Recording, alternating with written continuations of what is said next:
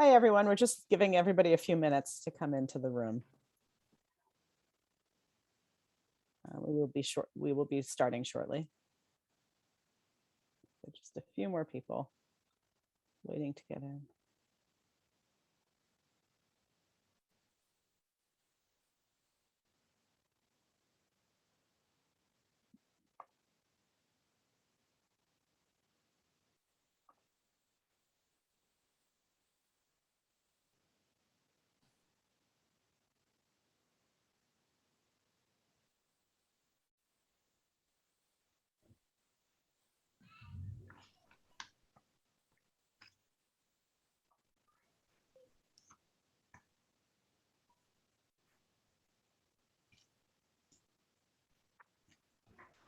People are still coming in through the waiting room, so I'll give it a few more minutes before we get started.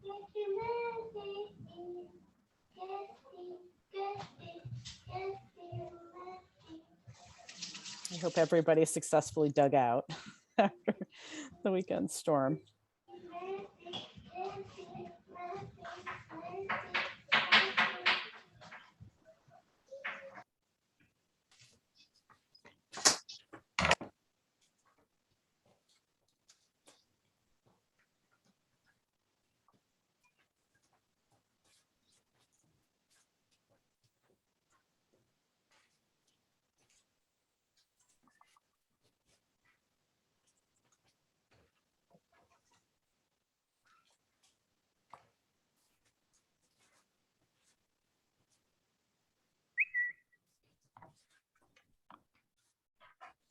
Just a few more minutes. People are still coming in quite quickly. Just want to make sure everybody can get in before we start.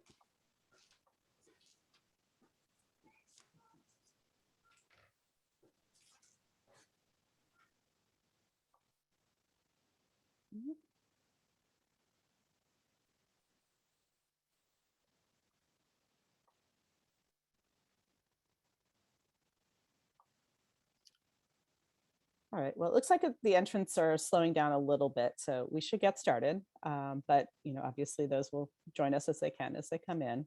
So welcome everyone, and thank you for joining us. This presentation is focusing in on an update on some of the thinking that we've been doing around the Commonwealth Cares for Children funding formula and the ways in which we continue to extend the grant opportunities in this program year. So just an overview of where we're going. So I'm going to turn it over to our colleagues at Third Sector to talk a little bit about the current structure of the formula and the ways in which what we have been learning from the field as we hear from you about both how you've been using the funding that we've given you, but also ongoing and continuing needs that programs are facing.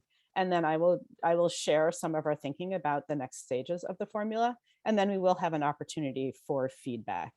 We do have two sessions. So we have this morning session running now, and then there's a session this evening at 7. The presentation materials are the same. So we will talk about our thoughts on the funding for both center-based and family child care programs during the presentation. We will then start by focusing feedback on center-based issues in this morning's presentation, and we will start by focusing feedback on FCC issues in this evening's presentation. If we have time, we will try to get to both, but if not, we may just end up asking questions about first one and then the other. But we will also make all of our Poll Everywhere questions available as a survey that you can reach on the engagement portal and fill out at any point in time. So for anybody who needs to leave early, you can come back and respond to our questions. Certainly you can share this with anybody who hasn't been able to join and would also like to respond to the poll questions. Those will be broadly available for people to join with feedback. So with that, I'm going to turn it over first to my colleague, Jeff Lambert from Third Sector. Great, thank you, Jocelyn, and good to see everyone today. Thank you so much for joining.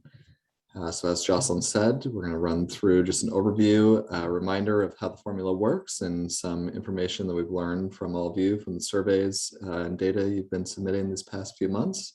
And then Jocelyn will give an introduction to structure around a bonus that will be available, and then we'll open up for feedback. So seeing many familiar names and faces here today, so I think that many of you know me as well, but just for those who don't, my name is Jeff Lambert. I'm a manager with Third Sector, joined here today by my colleague HK. And we're a nonprofit based here in Boston that works with state governments across the country, and specifically have worked with several states around their early care and education systems to help advance improved and more equitable outcomes. So just I think much of this will look familiar to many of you who joined us before on these sessions, but just to make sure we're all operating with the same information, wanted to review the C3 Commonwealth Cares for Children funding formula and its goals. And so as a reminder, this is being used to distribute federal stabilization grants. And all of this that we're talking about is operating in addition to the current state funding system. This does not impact subsidy payments for programs that serve subsidized children. And throughout all of this, continue to be guided by the principles of stability, adequacy, equity, and simplicity when EEC is making decisions around how this formula should be structured. So just to review how the funding amounts for these monthly stabilization grants are currently calculated. Again, you'll remember that on this left-hand side is the base amount that all programs are eligible for. And this is $83 per license slot. And again, this uses your license capacity, not your enrollment, with that intent to really support programs and help them get, can maintain that capacity so that the slots are there and that capacity is there as families come back to work and need care. And for family child care programs, regardless of your actual license capacity, you get credit for 10 slots for the purposes of this formula. And then there's a multiplier for the number of educators you have on staff, and for FCCs, whether or not you have an assistant, whether that assistant's part-time or full-time. And really the goal with this adjustment is to direct additional funds towards those providers that are serving younger children or operating longer hours or offering higher quality of care, all of which we expect would show up through additional educators on staff. And then on the right-hand side, you can see the equity adjustment that some programs are eligible for based on whether they are serving under-resourced children and families. And programs can qualify for this equity adjustment either due to the community where they're located using the CDC's Social Vulnerability Index, or based on the proportion of their children that they're serving who have subsidized tuition. And as a reminder, these Commonwealth Cares for Children C3 operational grants launched in July 2021, and they're continuing through the end of this fiscal year. So the last grant will be in June.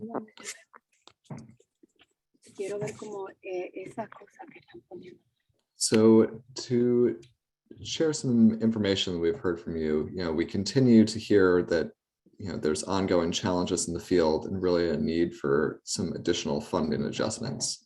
And specifically, for center-based educators, some real difficulties around recruiting and retaining educators. And so we heard from you that 3/4 of programs that are looking for educators are having trouble finding qualified applicants. And when they do find those qualified applicants, they're not completing the hiring process. And even when they do, 2/3 of you said that even when you find a qualified applicant that completes the hiring process, they're requesting higher salaries than you're currently able to pay. And around retention, we've heard about the significant challenges that the field is facing in terms of educators leaving their programs, and found that half of providers reported that they had educators leaving for other industries, about 40% leaving the workforce entirely. So clearly many providers leaving early education and care altogether.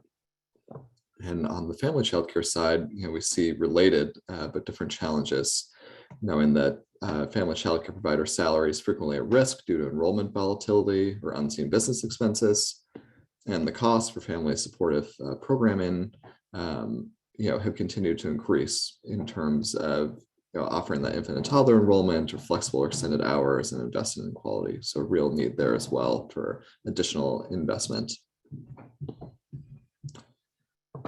And here's some results from the December survey. Thank you to everyone who filled that out. But this question was asking family child care providers specifically, to tell us what aspects of their program do they really think improve their program quality and deliver the most valuable support to parents that EEC should consider when they're thinking about how to design the bonus structure. And a few things really came through strongly here. So one is that, offering to serve more infants and toddlers is something that really allows FCCs to best support families, as well as, the education and professional qualifications and the professional development that family child care providers have gone through. And so you can see here, half of family child care providers responding that education and professional qualifications, professional development is very important. Also showing up quite often were these additional elements of family supports, such as those comprehensive supports for families, as well as offering longer and more flexible program hours. And we asked center-based providers a similar question on that December survey of just understanding the challenges they were facing, as well as what type of investments they'd like to be making to improve their recruitment and retention. And a few themes really came through strongly. So one is that while providers felt the bonuses were helpful for recruitment and retention in the short term, they felt that the best long-term solution is really sustainable raises to the salary structure, and having providers and having educators know they'd be receiving regular raises to help keep up with the cost of living. And relatedly, we also heard strongly from a number of respondents that helping to raise that educator compensation to make it more similar to those public school teachers who have similar qualifications would be really important for helping the pipeline of educators and making sure that we can keep early educators in the field and mitigate some of those trends we saw in the earlier slide with educators currently leaving the field altogether. And so with that background, EUC has been working on developing a bonus structure to respond to these challenges that we've been seeing in the field. So I'll turn this over to Jocelyn to walk through a bit more what this bonus will look like. Thanks very much, Jeff. So just to recap where we've been, we have very successfully put out operational grants since the summer. We've put out about $170 million to nearly 6,000 individual providers. And you can see in this table here the average level of per slot payments that providers have been receiving. So just as a reminder, the $83 that Jeff referenced is the starting rate. But then for most programs, that's adjusted with staffing adjustments or an equity adjustment. So you can see here that on average, programs are receiving more than 150 per license slot as funding. But to Jeff's point, in reviewing what we've been hearing from you about both how you're using the funding, but also the challenges that the field is facing in maintaining programming for children, there are still challenges that need to be addressed in ways in which the funding could be adjusted to address some of those particular goals around supporting the workforce and supporting families that programs have. Can you go to the next slide?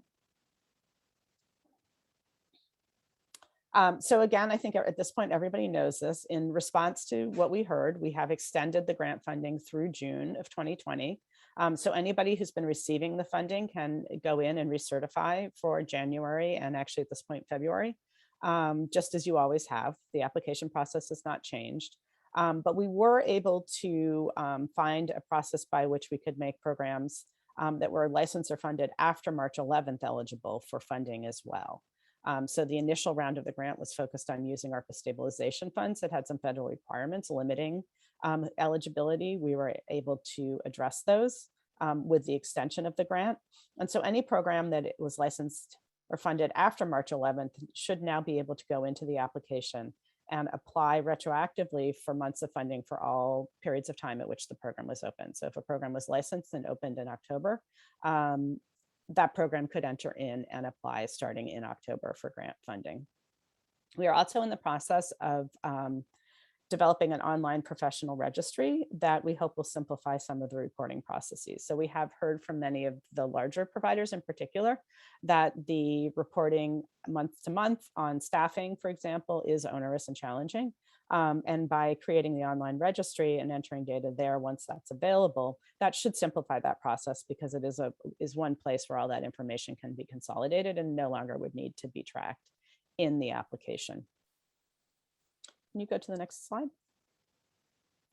But I think, Jeff really highlighted some of the particular challenges that center-based programs are facing in recruiting and retaining their workforce.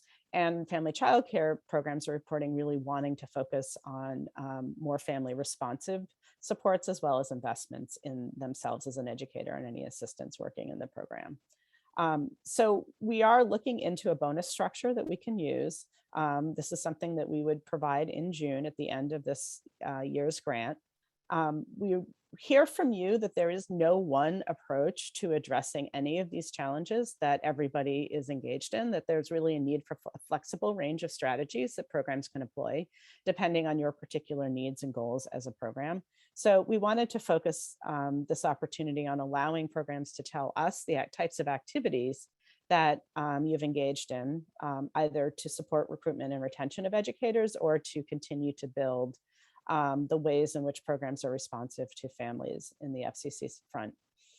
And in structuring this then to think about what would define eligibility for this particular bonus, we would like to be able to set a realistic target for every provider, whereby we can look at investments that programs have made over the course of the full fiscal year. So that is from July 2021 to June 2022. All of those investments would count towards our calculations of eligibility for the bonus, with a level of investment that is identified, and we will get some feedback on our thinking about this in a few minutes, but tailoring an expectation that is fair for providers, potentially benchmarked based on the grant funding that you have already received from us, but also is sufficient to support the attainment of some of the goals around recruitment and retention that the field has identified as needing to be addressed.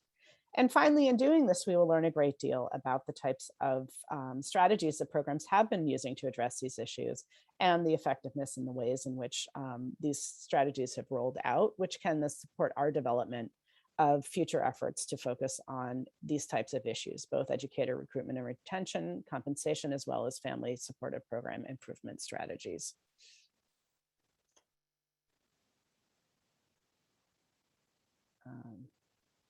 So at this point, what we are looking at is a bonus payment that would be available in June. So at the end of this fiscal year, we would provide one lump sum payment at the end of June. And this would be something that would be calculated based on effectively an addition to your per slot amount for 3 months of grant funding. So ultimately, this comes out to be about 18% of a full year's worth of grant funding for 3 months.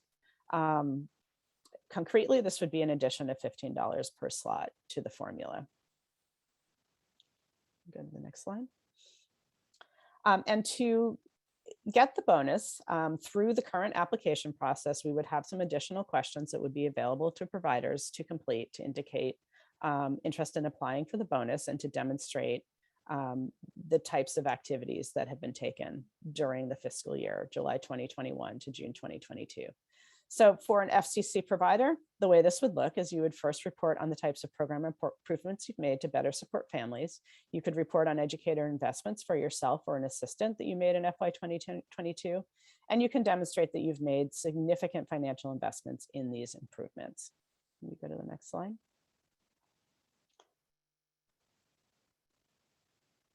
So to break that down just a little further, on that first step, thinking about the improvements you've made to support families, some things that we know will come up because they've been reported to us in the survey data and other conversations that we've had with providers, are thinking about the natures of the hours being provided. Are there non-traditional hours? Do you have extended hours available to families to support families in their work schedules? I've certainly heard from a number of providers that we don't really distinguish between different lengths of program operations, and some programs really work hard to be available for families for very long periods during the day, and that's important to take into account.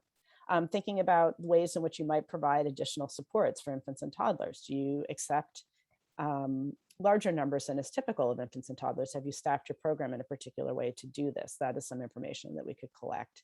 Understanding the nature of comprehensive services provided to family. What are those services? How are those provided? All of that is information that you would have an opportunity to report to us. And then you would also be able to report to us about any increased investments you've made to yourself or your assistant. So thinking about any increases to salaries, both either to yourself as the FCC educator and license holder or to your assistant. Thinking about extension of any benefits or addition of benefits. the use of flexible schedules, the provision of free childcare, or the training and education opportunities. These are all areas of investment that you might report to us and tell us about what you are doing. And just to be clear, we don't expect that programs are doing all of these things. Again, just to repeat the earlier point, we're trying to give multiple options and provide flexibility for programs to tell us what you are doing.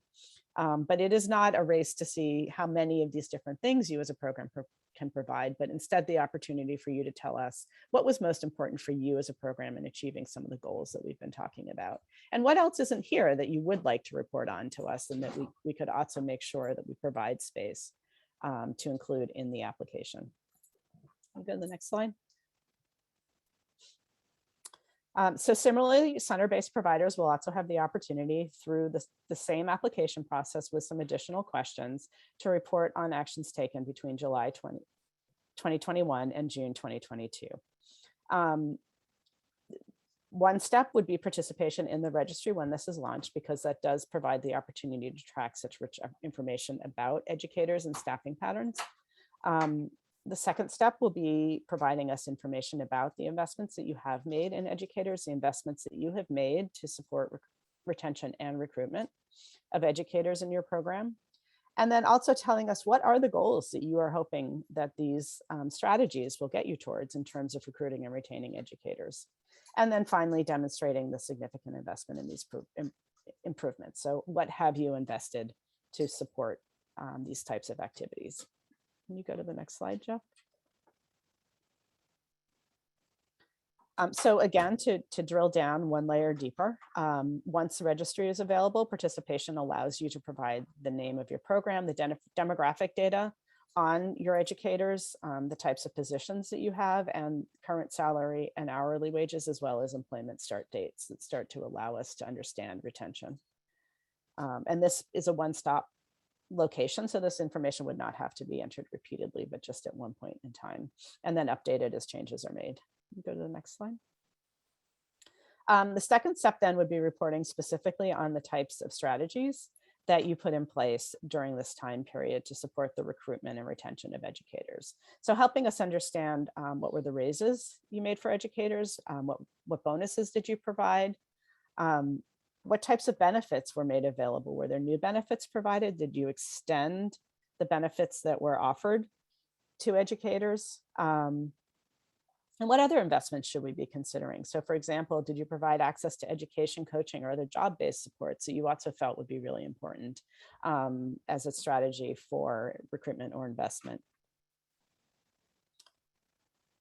And I'm just noting in the chat that it's being flagged for my attention that there are actually the programs may be facing significant increases in the cost of some of the benefits, like medical insurance premiums.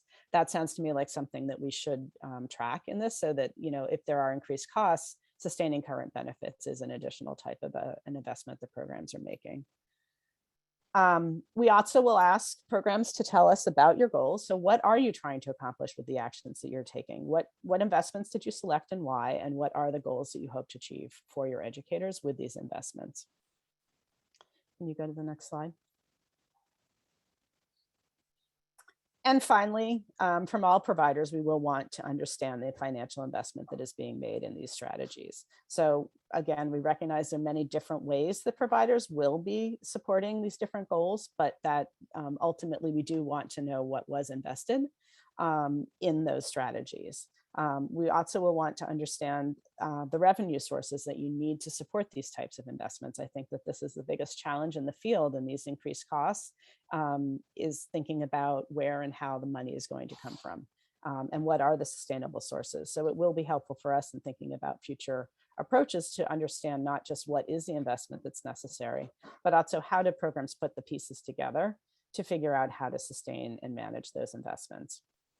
And we are thinking about, and we'll ask some questions in a few minutes about this, but how do we benchmark this so that we are considering an expectation that is reasonable for programs right now, but also sized it as to an extent to which we can expect to see some of these issues that we've been talking about addressed through some of these strategies. So thinking about benchmarking it to the funding that programs, grant funding that programs have already received is one way to think about that. Can you go on to the next slide? So at this point in time, we do want to hear from you. We've shared a lot of information and a lot of thinking, but I think feedback and responses to some of the things that we've shared and your thoughts on what is most important in structuring this particular bonus would be very, very helpful. So for those who've been in these meetings before, we will be using Poll Everywhere. You can see here how to connect. And I will turn it over to Eli Cole just to review the ways in which to connect with Poll Everywhere and launch the poll. Thank you, Jocelyn. There are a couple of ways to participate in the polling that you can see here, options 1 and 2. So you can participate using your cell phone. You will just text early education, all one word, to the number 22333. The other way to participate is by going to the website that's listed here, which is pollev.com/early education. And I am just getting that to drop into the chat so that you have a clickable link, which I know is sometimes easier than putting the whole thing in. So let me just get that up for you. Moment. I'll do that while you are all connecting.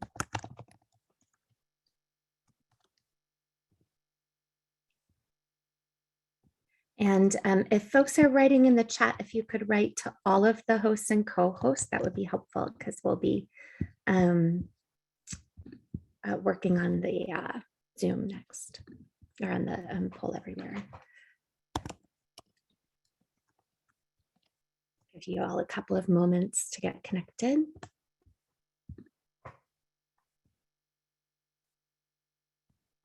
Eli, should I have seen the Poll Everywhere link come through in the chat, or is it just visible? We're working on that still. Okay, sorry, just wanted to make sure I was tracking. I'm still getting messages directly to me, so I'm just going to ask if you could send them to Jocelyn. Yep, and I thank you for forwarding the one. So this is actually an important update. The question came in as to whether we're still only relying on May 2021 subsidy enrollment data for the equity adjustment. No, we are going to start updating that on a quarterly basis so that programs that are increasingly enrolling subsidy students can ultimately change their equity adjustment if they meet those benchmarks. As you get connected, you will see a option to go ahead and respond to our first question. And so we are monitoring as you get connected.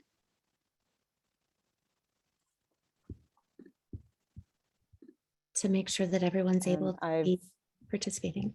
Great, thanks. And I've just received a suggestion that we think about the limitations that we have in place with FCCs with siblings, particularly school-age siblings, and think about ways in which to provide FCC providers with more flexibility. So we can certainly take that back.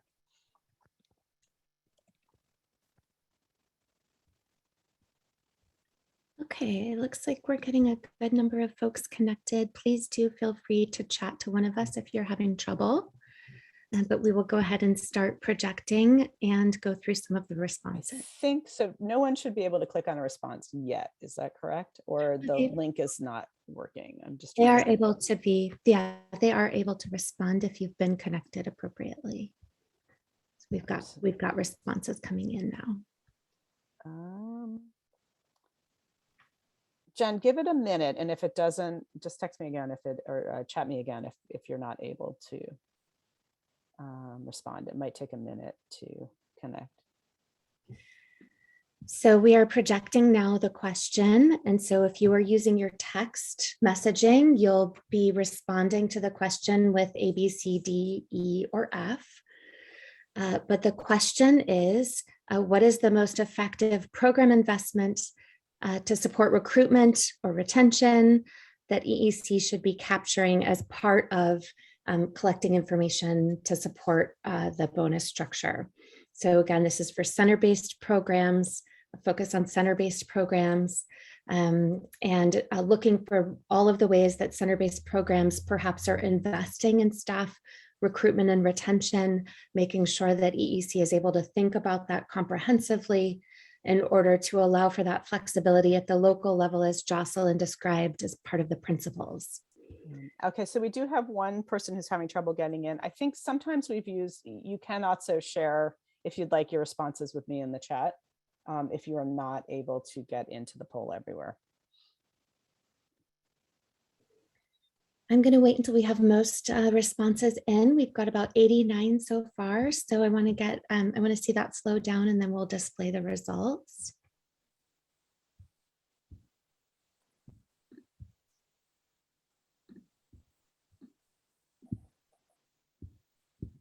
Okay. The only other troubleshooting technique I can suggest is if you're trying one method and it's not working, try the other way in. So if texting isn't working, try the website link. If the website link isn't working, try the text. But thank you, Jen. Okay, so we've got our results here. They may move a little bit as additional responses come in, but it looks like a very clear, clear, concentrated focus on salary increases as the most effective way to recruit and retain staff. So I've just received an FCC provider asking if they should be answering these questions. I think, you know, and everybody can answer the questions. I think that we are asking about from the perspective of center-based provider right now. And if we have time, we will get to the FCC specific questions. But I do certainly think that, you know, some of these questions are broadly relevant across the field. So you're certainly welcome to put your responses in. And before we finish today, we will share links to both of these so that you can participate after the session today. So let's look at the next question. And the question is, if you had answered other to the last question, or if you even just have additional thoughts, what other investments are important to consider when thinking about educator retention and recruitment? So what else would you say is important to look at that was not captured in the last page? Or if you would like to expand on your thinking from the previous page, please go ahead and add that as well. We're looking for anything that you have to share tied to what the most effective ways are to invest in center-based staff recruitment and retention. Or in the case of an FCC, perhaps assistant recruitment and retention. Okay, so let's look at some of the responses coming in. And we've got a word cloud, so you can see where the staff, the responses are sort of concentrated. You can see the larger words. So there's a lot of focus on schedules and health benefits, flexibility, support for insurance, thinking about increases to salaries, bonuses, benefits, a lot of focus on health benefits. Eli? Yeah. I think I may have made a mistake in setting this up because I certainly didn't expect to create a word cloud. Sure. Yeah, And I okay. think we're going to have this in a number. Like, is it possible to just stop sharing for a second and change that? Or if I go in on the back end, can I change it? You know, I don't think we can, but we can always put the results up later. But I think we can sort of interpret what we're seeing here, which is, Okay. you know, a lot of focus on health benefits, on salary increases, some focus on tuition, higher education, student loans, sustainability, flexibility, etc.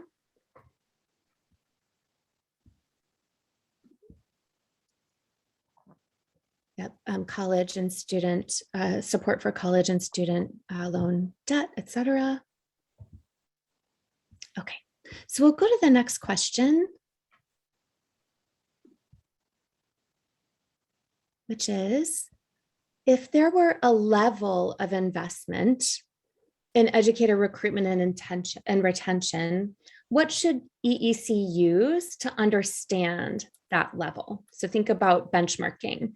Should EEC look to perhaps a percent of the C3 operational grant? So if a program has invested this much of the C3 operational grant award, then that is the benchmark they would cross in order to become or to participate in the bonus structure.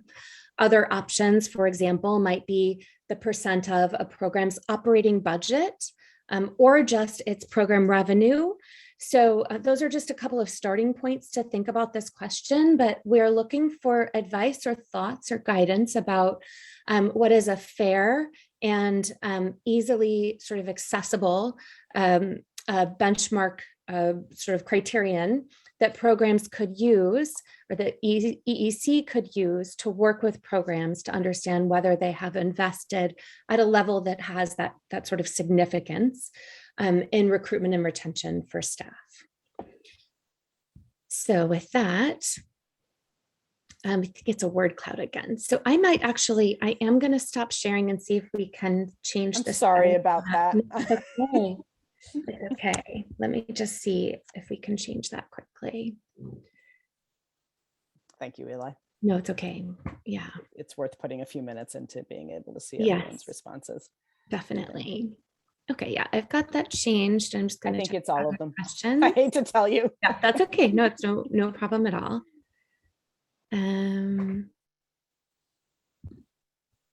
Okay, perfect. Thank you. Definitely. I see responses are coming in, so I'll give that another couple of minutes.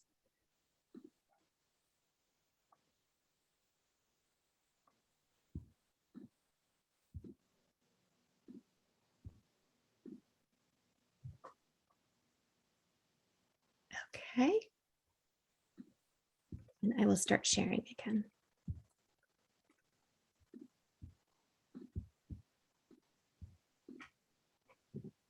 Okay, so we are seeing responses.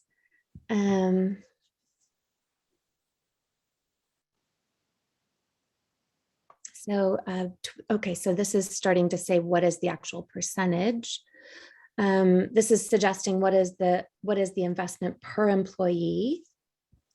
And we will ask about percentage on the next question. Okay, so this is saying perhaps look at the deficit the program is facing due to the fact that they're not fully enrolled, that might be a good benchmark. Here we see operating budget, C3 operational grant, annual operating expenses. The longevity of current staff perhaps is something to look for. And the percent of the operating budget, thinking about the business as well as the educators. Okay, so more sort of thinking about the expenses from the budget, operating budget, the number of students and children who are enrolled as another perhaps. The C3 operational grant. So thinking about a center spending a certain portion of the C3 operational grant on new investments and recruitment and retention for staff. A program spending a certain amount of its operating budget, reaching a certain level of its operating budget, and thinking about recruitment and retention. This is an ongoing issue. Thinking about spending on a per employee basis. Percentage of budget, percentage per employee, so a lot of different ways to think about measuring this. 75% of the grant should be used for recruitment and retention. Great. Flexible. So some programs have high fixed costs, which might make the operating budget a challenge for the only benchmark, whereas some have the flexibility to pass more on to the educators. Investment per employee, seeing a lot of responses suggesting a per employee approach.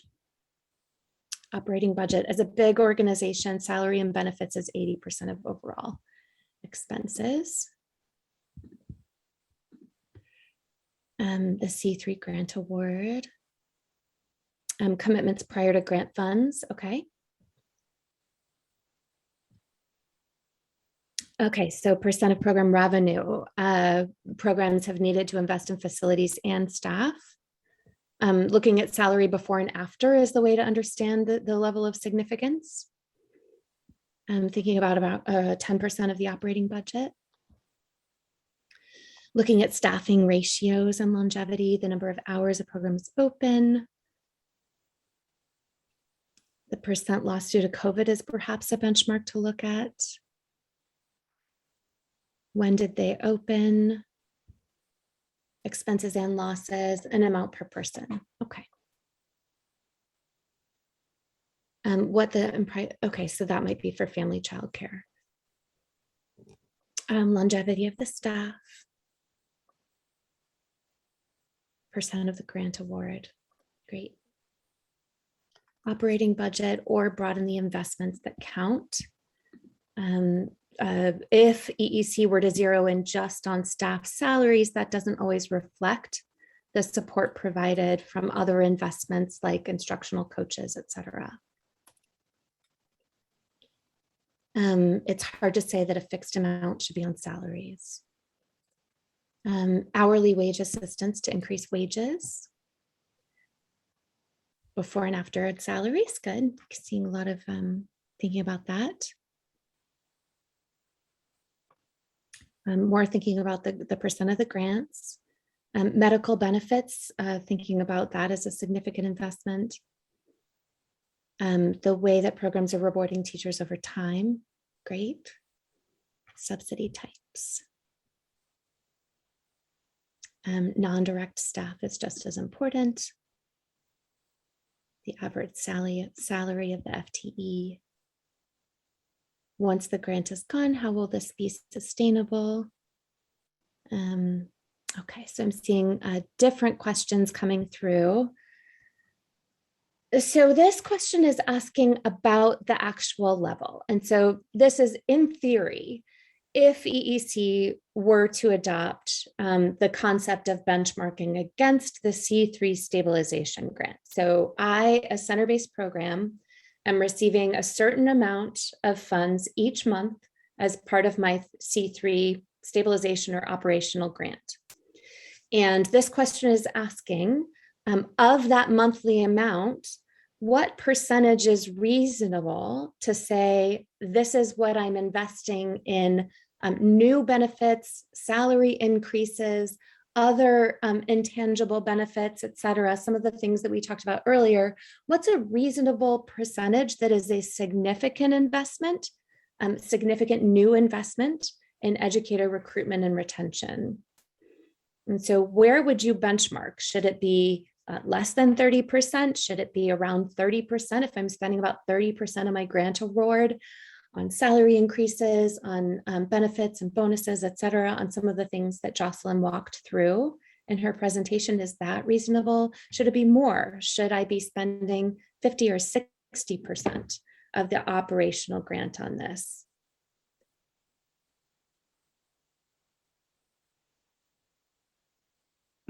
So as the results come in, I think it'd be fun actually to see them as they come in and watch these move. So I'm going to go ahead and show responses, even though we're still hearing from all of you. And so a lot of responses saying around 30% is the right level.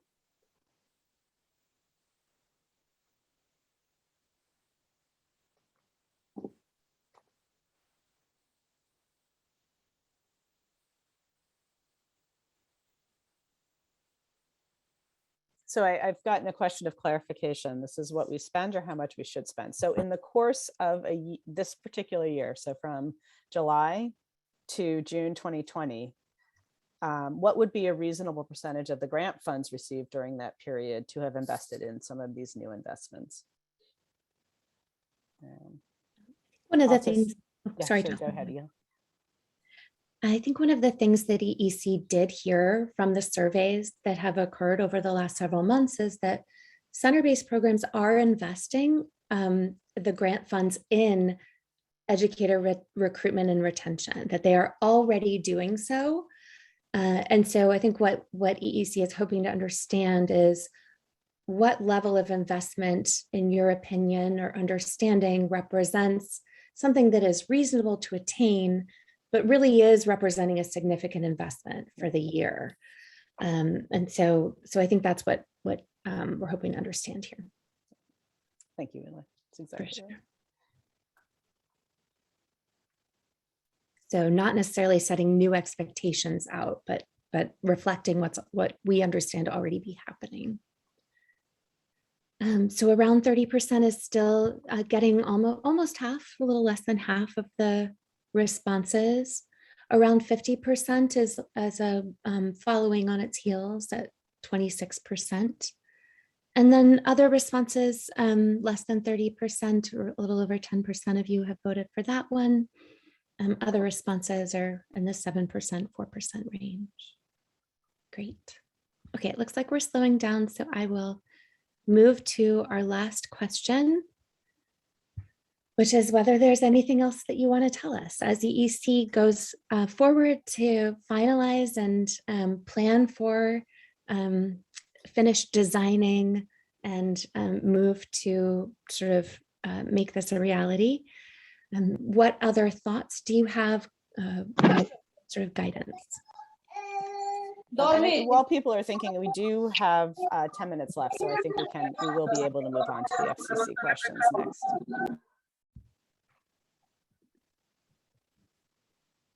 And this question will come back again as well.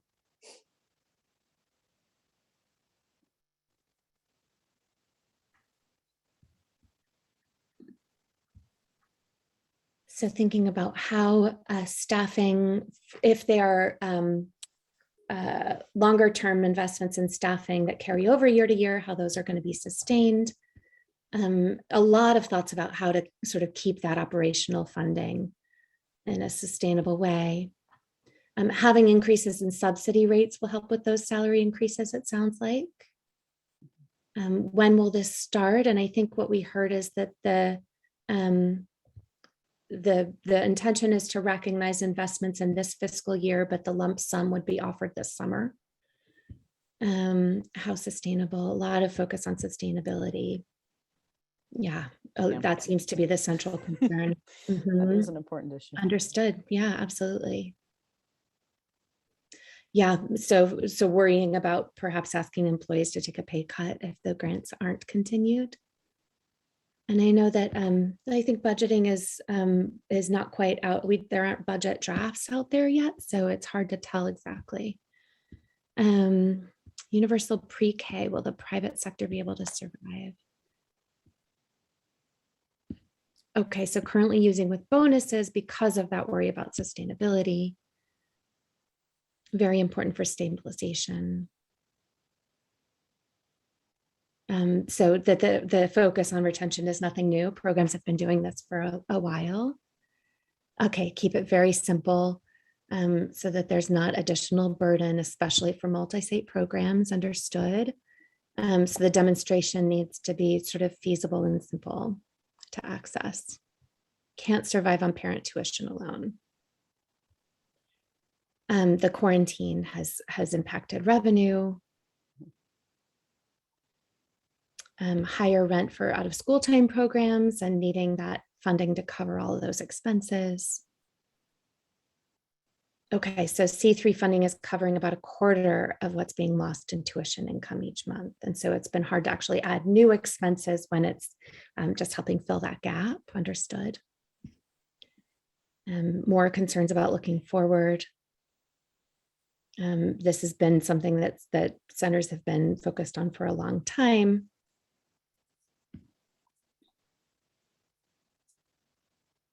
Okay, so a lot of educators who are really having trouble right now.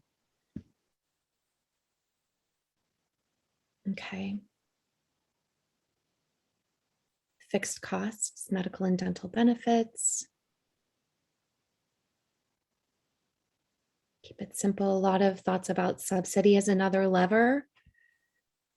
Separate from the grants or the bonuses, another lever for staff compensation. More sustainability, wonder, curiosity, and concerns. A lot of thoughts about continuity. I will say, I think, Jocelyn, should we clear this up? That the thought is not that to offer a bonus to programs, it is not contingent on programs offering a bonus to teachers. It actually recognizes for this respondent, the investments already made in educator wages and higher pay. Is that correct? Yes. Yes. So we're not saying you need to, after this point in time when we've announced this, provide additional bonuses to your staff to qualify. This will be a backwards look at everything that you've done across this course of this year. Right. To invest in your educators. So this is saying it would be helpful for EEC to actually put salary benchmarks. Need more educators to reduce sort of the stress among those that are here. More benefits. Okay. I would like to go over to the FCC. Before you switch, Eli, I Yeah, think you can yeah, see a pattern here, but I made the same Yeah. mistake with the word cloud option and the FCC Yes, responses as that's I fine. did in the center That's base. So if we could just Yes. clean that up before we go there. Definitely. Thank you. Sorry to make Yeah. this just one little piece No, harder than it it's needs to okay. be. It's okay. In the meanwhile, the activity is still open, or the question is still open. So please feel free to go ahead and keep your responses coming while I make that quick adjustment, and we'll use our last 5 minutes or so for feedback from a family childcare perspective. This evening, we will begin with the family childcare questions. And so welcome any of you that are interested in coming again. You can sort of tune out for the information you've already heard and then participate as well then. Or as we said earlier, we will be sharing all of this via surveys. They'll be posted on the engagement portal where you can participate. I think I'll put those in the chat here today in case anybody has to dial off early so that you have those links in order to participate after this. So I'm going to do that right now.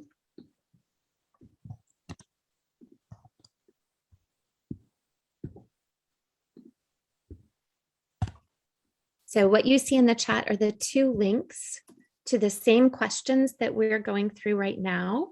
I think for right now, if you could participate using the sort of connection you already have, that would be great.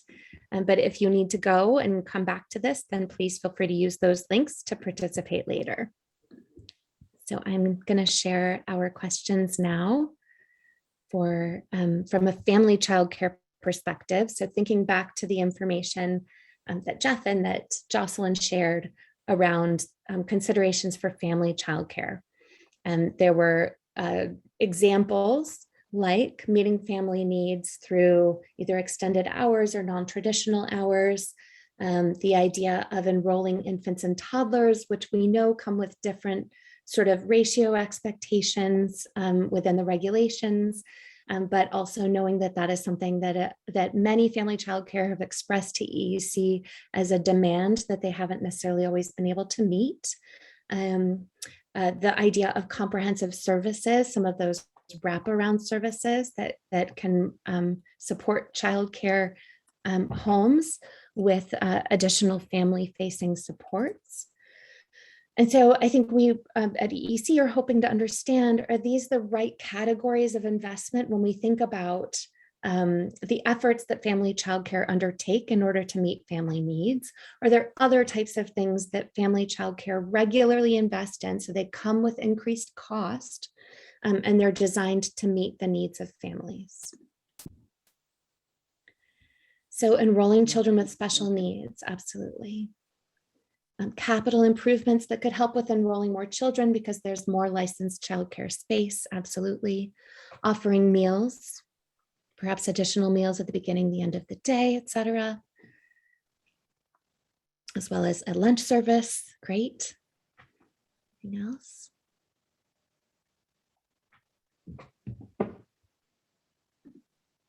Okay. Let's look at the next question.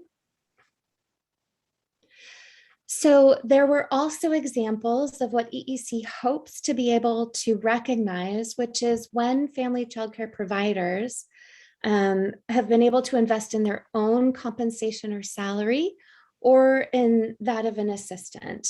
And so it could be salary, it could also be increases to benefits. It could be offering more flexible schedules through creative staffing approaches. It could be free childcare for an assistant, training and education opportunities for oneself or for an assistant. So different types of investment that are designed for supporting the similar to the way the center-based bonuses are recognizing investments in educators in terms of their salary, their compensation, their sort of holistic supports that might come with increased cost. In the family childcare scenario, the provider is the same as the educator. And rather than having that kind of calculus where one's salary is sort of whatever's left after expenses compared to revenue, are there ways in terms of investing perhaps grant funds in salary in different ways, or some of these other options that should be recognized with the bonus? So let's look at responses. So longer hours, I think, is from the last question for families. Great for investing in oneself for an assistance, providing insurance, providing transportation support, loan forgiveness is an option, absolutely. Salary increases to being able to save for retirement or perhaps set up retirement accounts, health insurance, offering paid vacation time, great. Additional education opportunities, investments in education and insurance, increased salary, accessing benefits that are affordable for the educator provider, master's degree level education investments, thinking about the CPR and some of the other qualifications requirements, investments in those, benefits, the liability insurance is some of the other things that are required to maintain the family childcare home, health insurance, retirement savings. Great. Looks like we have just one more minute. So I am going to stop sharing so that Jocelyn, you can close and we can let folks go back to their day. But we will leave this open so we can continue receiving responses. Yeah, so you can continue to respond to the questions, and while everybody won't be able to see those responses, we will get them and be able to review them. Or if you need to go as well, you're welcome to complete the survey on the website. So thank you everyone for taking the time to be with us today. We're very happy to have this conversation and very much appreciate all the responses you've given us. I think this will be very, very helpful to us in planning our next steps and moving forward with this type of a bonus structure. So I hope everybody has a great rest of your day. And it sounds like it's warming up, so hoping for some better weather, and everybody take care.